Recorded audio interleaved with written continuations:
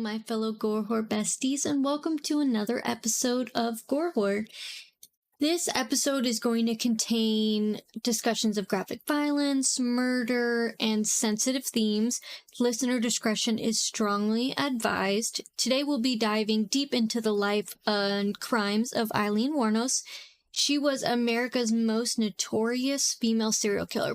Her story is one of tragedy, trauma, and violence, and it's important to approach the subject with care, sensitivity, and respect. I strongly do encourage everyone to do your own research, as Aileen's case is deeply complex with conflicting perspectives on her motivations, mental health, and the justice system. By exploring various sources, you can form a more opinionated, informed understanding of this tragic story. Let's dive right in on this wild tragedies. Aileen Wuornos earned the reputation as one of America's first known female serial killers after a conviction for murdering 7 men across Florida from December of 1989 to November of 1990. But in 2002, Aileen's killing spree would earn her the spot as the 10th woman to receive the death penalty in the United States since the 1976 reinstatement of capital punishment. Aileen was a former prostitute that again killed 7 men while she was picked up working on the highways in Florida. She showcased just how fractured a person could be in modern America. So this image down at the bottom of the handcuffs scene, I tried to do so much research on figuring out the symbolism of this photo. It was used a lot of previously over the last few years. All I could find is that it's a symbol of solidarity and survival in the face of male violence, but it's not confirmed. I couldn't figure out what the exact symbolism is, and honestly, I don't know if we ever will figure it out. Aileen had a very troubled childhood. Aileen was prostituting in early life. She was trading sexual favors at her elementary school for cigarettes at the age of 11, but her course was bound by influence. Her father, he was a convicted sex offender, but he was out of the picture before she was born, and he ended his life by hanging himself in his prison cell when she was 13 years old. Her mother, having given birth to her at a very young age, just abandoned her as well. She was left in the care of her paternal grandparents, but her grandfather was very abusive towards her. Less than a year after her father's death, Aileen's grandmother died from liver failure. Meanwhile, her grandfather still allegedly had been beating her and sexually assaulting her for many more years. Having already dealt with just a really hard upbringing, she was met by sustained tragedy by the age of 15 when she dropped out of school to have her grandfather's friend's baby. Again, this is possibly a product of sexual assault. However, after having the child, she and her grandfather broke out into domestic disputes, thus prompting Aileen to run away outside the skirts of Troy, Michigan. She was given her unprivileged background and dire circumstances at her life. She gave up her son for adoption and sustained herself through prostitution and petty theft. In an attempt to escape her ill-fated life, at the age of 20, Aileen hitchhiked to Florida and married a 69-year-old man named Louis Fell. Fell was a successful businessman who had settled into semi-retirement as the president of a yacht club. By the time Aileen moved in with him, she was already getting into trouble with the local law enforcement, though through bar brawls and eventual domestic abuse against her husband, Fell. It was also around this point when Aileen's brother, with whom she had an incestuous relationship with in their youth, died of esophageal cancer. Aileen ended up collecting $10,000 in life insurance, and she covered that fine for her DUI charges and then blew the rest of the money on just luxury cars, luxury items. But she ended up crashing that luxury car while driving under the influence again. Then she had no money left over. She returned again back to Florida and briefly did time for an armed robbery in which she stole $35 and some cigarettes. But she was still prostituting as a mean for just to provide for herself. But she was arrested in 1986 when she pulled a gun on a customer and demanded money. But again, by 1987, she moved into a hotel with Tyria Moore, who she became romantically and criminally involved with. Moore ended up being someone that testified against her in the end. Even though they were romantically involved with each other, she did do this to save herself in a sense, because she was a part of Aileen's crimes as well. Reports suggest that she physically projected her harbored anger from childhood abuse by her grandfather onto her victims. During her long killing spree of the year, Aileen posed as a hitchhiker on prominent Florida highways, luring in men to remote locations and turning on them with a .22 caliber pistol. So I'm going to play this quick video for you guys about Aileen. It's super quick, so it'll only be just a second. I did the most horrendous crime in the whole wide world. Not true? I guess not. All they were was shot and left.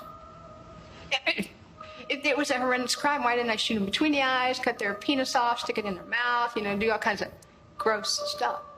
All they were was shot and left. As you can tell, she was just still claiming that she wasn't as bad as they made her out to be. But she was claiming self-defense initially, but she did later confess to committing the murders out of hatred for men and a desire to steal money. But then she goes back and forth. Her story changed a lot. She said that she did not actually hate men. Talk a little bit about her victims, because again, I do feel that victims deserve to be having their stories told. So in a time span between the 12 months, the men that she murdered were between the age of 40 and 65. So she started with Richard Charles Mallory, who was 51 years old. He was an electronics store owner in Clearwater. He was murdered on November 30th, 1989. She did claim that he beat her, sexually assaulted her, and sodomized her after he drove her to an abandoned area for sexual services.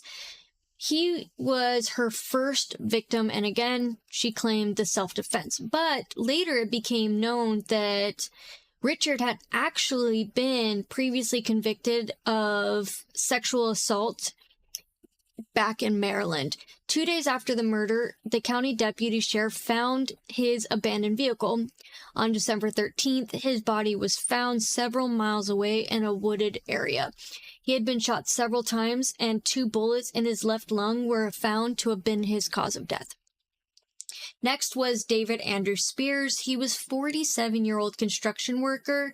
He was declared missing on May 19th, and his body was not found until June 1st. His naked body was found along US 19 in Citrus County. He had been shot 6 times with a .22 pistol. Next up was Charles Edmund Carskadon. He was a 40-year-old part-time rodeo worker. He was murdered on May 31st, but his body was not found until June 6th. He was found in Pasco County, shot 9 times, again with a .22 caliber. His body was wrapped in an electric blanket and was badly decomposing when it was finally found. But witnesses did say that they saw Aileen with the possession of his car. She had also pawned a gun that was belonging to Charles. Peter Symes was 65 years old. He was a retired seaman who was killed in 1990 of June. He was left in Florida, and his car was found in Florida where she had abandoned the vehicle. Eileen's handprints were found on the door handle, but unfortunately, Peter's body, still to this day, has never been found. His car was found, but no body was found. Next up was Troy Burress. He was age 50 years old. He was a sausage salesman from Florida. He was killed on July 31st, and he was reported missing. His body was found on August 4th in a wooded area along State Road 19. He had only been shot twice. Charles Humphreys was 56 years old. He was a retired United States Air Force major. He was a former state child abuse investigator and former chief of police. He was murdered on September 11th, and on September 12th, his body was found. He was fully clothed and had been shot 7 times in the head and torso. His car was found in a different county, so it seems as though she was killing these men and then stealing their vehicles as like a getaway. The last known victim was Walter Antonio. He was 61 years old. He was a trucker, a security guard, and a reserves police officer. On November 19th, Antonio's nearly naked body was found near a remote logging road in Dixie County. He had been shot 4 times, and 5 days later, his car was found in a different county. I don't know if there was more victims. I mean, we don't truly know. They did just say that there was 7, but you never know, honestly, with serial killers, whether there is more or if that is just it. On July 4th of 1990, Aileen and Moore had abandoned Peter's car, one of her victims, after they were involved in an accident. There was actually a witness named Rhonda Bailey who witnessed the accident and contacted the police with a description of both women, which later led to a media campaign to locate them. Police had also found some of the victims' items in a pawn shop. Eileen's fingerprints that were found on a receipt at one of the pawn shops matched the print that was left on Peter's car. Aileen had a criminal record in Florida, so the samples of her fingerprints were already in the database. January of 1991, Aileen was arrested at the Last Resort biker bar in Volusia County on the pretext of an outstanding warrant in the name of Lori Grody. Police located Moore on the next day in Pennsylvania. She agreed to a confession for Aileen in exchange for her to get immunity from prosecution. Moore returned with the police to Florida, where she was put up in a motel under police guidance. She made numerous calls to Aileen, pleading for help and clearing her name. 3 days later, on January 16, 1991, Aileen confessed to the murders, but claiming the men had tried to sexually assault her. In November 1991, Aileen was legally adopted by a 44-year-old named Eileen Prale, with whom Aileen had no previous contact or relation to after she saw Eileen's photo in the newspaper. I thought that was a pretty interesting fact. On January 14, 1992, Aileen went to trial for the Richard Mallory murder. Although her previous convictions were normally inadmissible to criminal trials under Florida's Williams rule, the prosecution was allowed to introduce evidence related to other crimes to show a pattern of illegal activity that Aileen had committed. January 27, 1992, Aileen was convicted of Mallory's murder with the help from Moore's testimony. After her sentencing, psychiatrists for defense testified that Aileen was mentally unstable and diagnosed with borderline personality disorder and antisocial personality disorder. 4 days later, she was sentenced to death. Eileen's defense made efforts during the trial to introduce evidence that Mallory was previously convicted for attempts of sexual assault and served a maximum sentence for many years. Did say that records obtained for a correctional institution did show that from 1958 to 1962, he was committed for treatment and observation resulting from the criminal charges of assault with intent to rape. These records also reflect 8 years of overall treatment from the facility. In 1961, it was observed that Mallory had possessed strong sociopathic trends. However, the judge refused to allow the records to be admitted to court as evidence and denied Aileen's request for a retrial. On March 31st, 1992, Aileen pleaded no contest to the murders of Charles Humphreys, Troy Burgess, and David Spears, saying she wanted to get right with God. In her statement to the court, she said, in part, "I wanted to confess to you that Richard Mallory did violently sexually assault me, as I've told you, but these others did not. They only began to start to." On May 15th, 1992, Aileen was given 3 more death sentences. But in June 1992, she pled guilty to the murders of Charles Carskadon. In November 1992, she received her 5th death sentence. In February of 1993, Aileen pleaded guilty to the murder of Walter Antonio and was sentenced to another death sentence. But no charges were ever brought against her for the murders of Peter Symes because his body was never found. In all, she did receive 6 death sentences.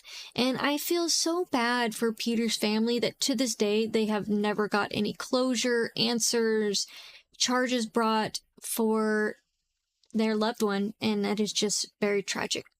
But Aileen was very inconsistent in her stories about the killing. She changed her mind. She gave very detailed, graphic stories during her time of going through courts and incarceration. Again, she just really stuck to her self-defense, but she later recanted that claim of self-defense, citing robbery and desire to leave no witnesses as the reason of murder.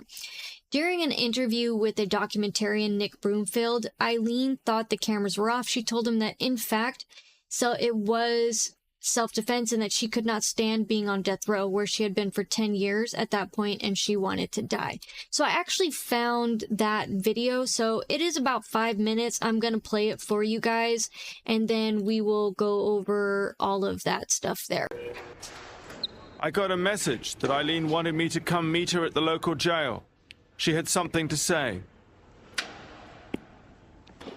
Okay, I cannot go in the execution chamber and die in the execution chamber as a liar.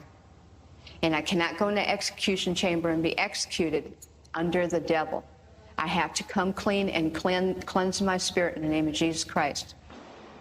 So I have to come clean and tell the world the lies that went on through my mouth. I mean, now prosecutors and cops. And that you killed 7 men.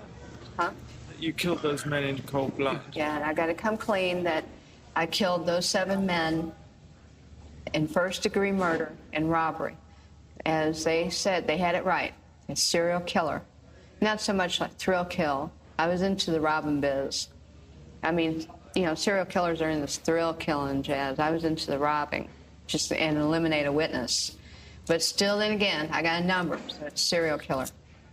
But I'm coming clean before I go in that execution chamber and be executed, that I killed them. And so like when this. you met them, from the beginning, did you know that you were going to kill them? When they picked you up in their cars? I pretty much had them selected that they were going to die. But when you're saying that there was no self-defense, so there was no self-defense? Yeah, there was no self-defense. I'm being really straight up about everything. There's no self-defense. I'm really sorry what happened about everything. I was in this, to me, this world is nothing but evil, and all of us are full of evil one way or another in whatever we do. We have evil in us, all of us do. And my evil would just happen to come out because of the circumstances of what I was doing. Hitchhiking, hooking, on the road. I was a homeless person all my life. And then the hitchhiking, hooking, I learned off the homelessness and cruising all over the United States of America and stuff. And so learning how to be a hooker as a hitchhiker. Right. Eventually got tiring. In the end, I carried the gun for protection, but then I got where I was getting a real problem, and our rent was due $1,200 behind. Tyra was doing a lot of beer drinking and stuff. She wanted to go out all the time, so she was burning up the money I was making. I was making good, about $200-300 a day, sometimes. But Sometimes did she know what you were doing? Oh yeah, Ty always knew everything I was doing. So you were very close? Yeah, we're. All right. And I still miss her, and I still love her, but I'm really sorry about everything I done. I miss Ty. I lost Tyra over this. And then the people that lost their loved ones and everything. I really think first about the people that lost their loved ones, and then Ty second. Because I have to put them in first on this whole thing. I'm really sorry for, them losing their loved ones, man. I know the feeling. And what about with Richard Mallory? Because you gave that testimony with Richard Mallory. Yeah, Richard Mallory was not self-defense. Richard Mallory I killed, and I needed his wheels to move the stuff, and he had the right amount of money I needed to move into the apartment, so. But what about the testimony that you gave in court about? That's just, like I was saying. About the Visine and... Oh, I was just doing a lying biz. That was just my lying gig, trying to beat the system. Really? So that was really all, none of it was true? Because in court you gave such a graphic description of what had happened with Richard Mallory. Yeah, after sitting around thinking how I could drum up a story, So it was pretty convincing. Was it? That's sad. Well, I thought so. God, that's sad. Well... And it's not that you just decided that you wanted to die and you wanted to get it over and done with, that you changed your story. No. The reason is it's serious. There's no way, and nobody should go in that execution chamber dying on a hope for a lie, and even by the second make it out of this thing on a lie. But I heard, that you just couldn't stand being on death row after 12 years. Nick, this is the last time I'm going to say it. You have to kill Aileen Wuornos because she'll kill again.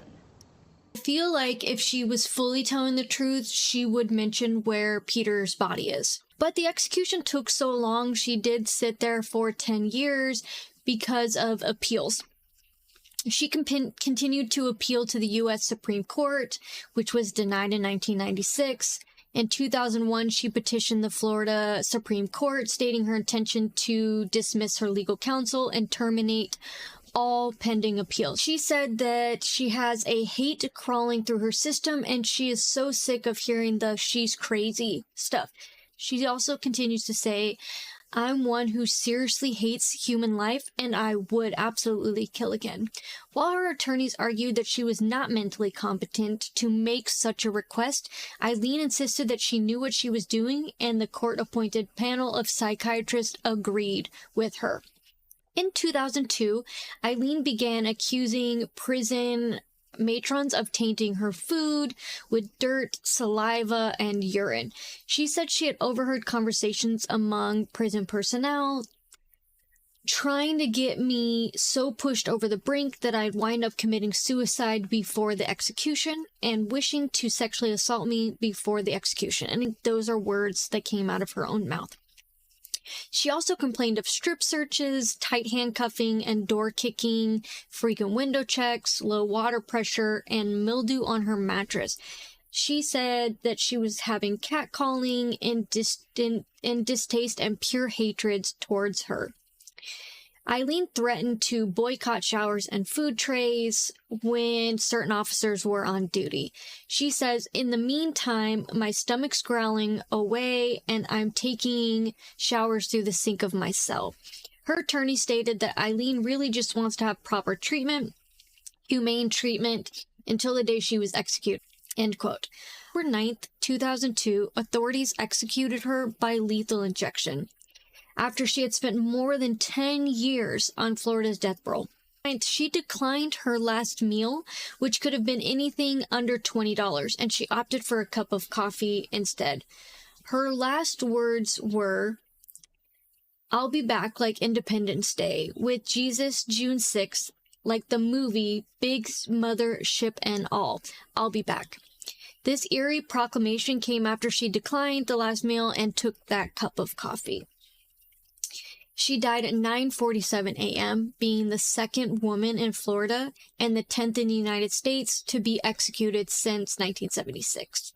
After her death, Aileen's body was cremated and the ashes were given to her friend Dawn Botkins, where she was scattered beneath a tree in her Michigan home area. There's just so much to unpack with this complex case, which again is why I stated in the beginning that please do your own research. Thank you all so much and appreciate you. And now that we're about to get into the new year, I will be working on lots more stories. Please give me your opinions on what you want to hear. I hope you all have a wonderful and safe new year, and I'll see you again soon. Thank you.